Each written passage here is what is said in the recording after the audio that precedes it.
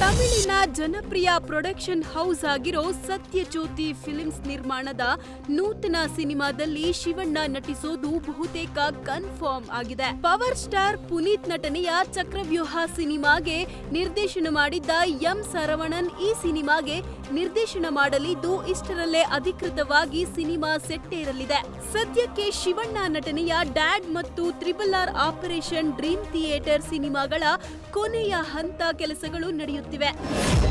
ಕೆಲ ತಿಂಗಳ ಹಿಂದೆಯಷ್ಟೇ ತೆಲುಗಿನ ಲವ್ ರೆಡ್ಡಿ ಸಿನಿಮಾದ ಪ್ರೀಮಿಯರ್ ಶೋನಲ್ಲಿ ಕನ್ನಡದ ಕಲಾವಿದನ ಮೇಲೆ ಪ್ರೇಕ್ಷಕರೊಬ್ಬರು ಕೈ ಮಾಡಿ ಸುದ್ದಿಯಾಗಿತ್ತು. ಇದೀಗ ಅಂಥದ್ದೇ ಘಟನೆ ಕನ್ನಡದಲ್ಲೂ ನಡೆದಿದೆ. ಮೊನ್ನೆಯಷ್ಟೇ ಹೊಂಬಾಳೆ ಫಿಲಿಮ್ಸ್ನ ವಿಜಯ್ ಕಿರಂಗಂದೂರು ಅವರ VK ಫಿಲಿಮ್ಸ್ ಮೂಲಕ ಕ್ಯಾಲೆಂಡರ್ ಅನ್ನೋ ಸಿನಿಮಾ ಬಿಡುಗಡೆ ಆಗಿತ್ತು. ಈ ಸಿನಿಮಾದ ಪ್ರೀಮಿಯರ್ ಶೋ ವೇಳೆ ಪ್ರೇಕ್ಷಕರು ಏಕಾಏಕಿ ಇದು ನನ್ನದೇ ಕತೆ ಎಂದು ಕೂಗಾಡಿ ಡೈರೆಕ್ಟರ್ ನವೀನ್ ಶಕ್ತಿ ಮೇಲೆ ಕೈ ಮಾಡಿದ್ದಾರೆ.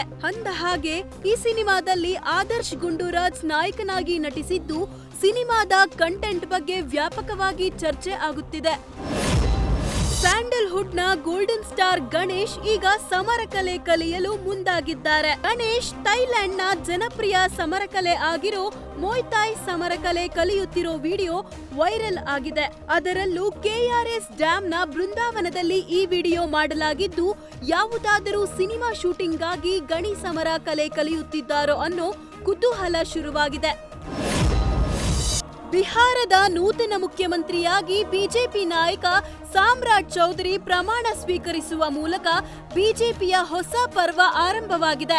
ಇದೇ ವೇಳೆ ಜೆಡಿಯು ಶಾಸಕರಾದ ವಿಜಯ್ ಕುಮಾರ್ ಚೌಧರಿ ಮತ್ತು ಬಿಜೇಂದ್ರ ಪ್ರಸಾದ್ ಯಾದವ್ ಉಪಮುಖ್ಯಮಂತ್ರಿಗಳಾಗಿ ಪ್ರಮಾಣ ವಚನ ಸ್ವೀಕರಿಸಿದರು. ಲೋಕಭವನದಲ್ಲಿ ನಡೆದ ಸರಳ ಸಮಾರಂಭದಲ್ಲಿ ಬಿಜೆಪಿ ನಾಯಕ ಸಾಮ್ರಾಟ್ ಚೌಧರಿ ಬಿಹಾರದ 21ನೇ ಮುಖ್ಯಮಂತ್ರಿಯಾಗಿ ಪ್ರಮಾಣ ವಚನ ಸ್ವೀಕರಿಸಿದರು. ರಾಜ್ಯಪಾಲ ಸೈಯದ್ ಆತಾ ಅಸ್ಲೈನ್ ಅವರು ಅಧಿಕಾರ ಗೌಪ್ಯತೆಯ ಪ್ರಮಾಣ ವಚನ ಬೋಧಿಸಿದರು. ಹಾರ್ಮುಜ್ ಬಿಕ್ಕಟ್ಟನ್ನ ಮೆಟ್ಟಿ LPG ಹೊತ್ತು ಭಾರತಕ್ಕೆ ಜಗವಿಕ್ರಮ್ ಆಗಮಿಸಿದೆ. 20,400 ಮೆಟ್ರಿಕ್ ಟನ್ LPG ಹೊತ್ತು ಜಗವಿಕ್ರಮ್ ಏಪ್ರಿಲ್ 11ರಂದು ಹಾರ್ಮುಜ್ ಜಲಸಂಧಿ ದಾಟಿತು. ಇಂದು ಗುಜರಾತ್ನ ಕಾಂಡ್ಲೆ ಬಂದರಿಗೆ LPG ಹೊತ್ತು ಹಡಗು ಬಂದಿದೆ.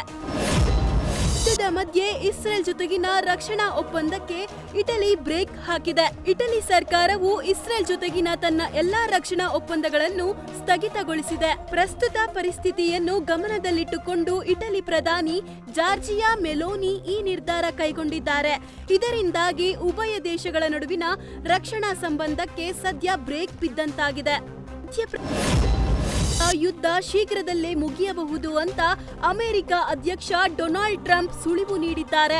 ಸಂದರ್ಶನ ಒಂದರಲ್ಲಿ ಮಾತನಾಡಿರೋ ಟ್ರಂಪ್ ಯುದ್ಧ ಕೊನೆಗೊಳ್ಳುವ ಹಂತಕ್ಕೆ ಬಂದಿದೆ ಅಂತ ಭಾವಿಸ್ತೇನೆ ಅಂತ ಎಂದಿದ್ದಾರೆ. ಕೆಲವೇ ದಿನಗಳಲ್ಲಿ 2ನೇ ಸುತ್ತಿನ ಮಾತುಕತೆ ನಡೆಯಲಿದ್ದು, ಟೆಹರಾನ್ ಕದನ ವಿರಾಮ ನಿಯಮ ತಿರಸ್ಕರಿಸಿದರೆ ಕಠಿಣ ಕ್ರಮ ಕೈಗೊಳ್ಳಲಾಗುವುದು ಎಂದು ಮತ್ತೆ ಎಚ್ಚರಿಸಿದ್ದಾರೆ.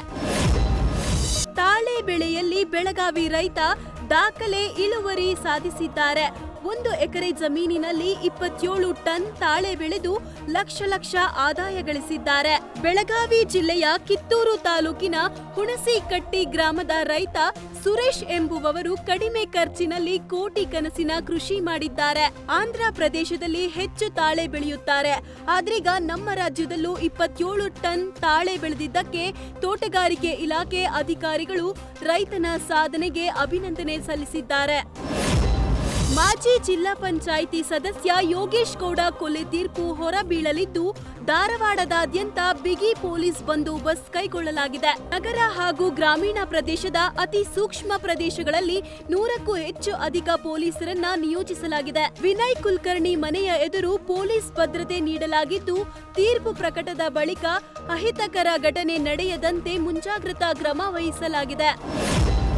ಇನ್ನು ಕಾರ್ಯಕ್ರಮದ ವೇಳೆ ಅಭಿಮಾನಿ ತಂದಿದ್ದ ಉಡುಗೊರೆಯನ್ನ ಪ್ರಧಾನಿ ಮೋದಿ ಪಡೆದಿದ್ದಾರೆ. BJS ಆಯುರ್ವೇದದ ಆಸ್ಪತ್ರೆ ಸಿಬ್ಬಂದಿ ಅನುಪಮ್ ಕುಮಾರ್ ಸಾಹು ಅವರು ಕಾರ್ಯಕ್ರಮದಲ್ಲಿ ಮೋದಿ ಫೋಟೋ ಪ್ರದರ್ಶನ ಮಾಡಿದರು. ಅದನ್ನ ಗಮನಿಸಿದ ಮೋದಿ ತಮ್ಮ ಭದ್ರತಾ ಸಿಬ್ಬಂದಿಗೆ ಫೋಟೋ ತರುವಂತೆ ಸೂಚಿಸಿದ್ರು.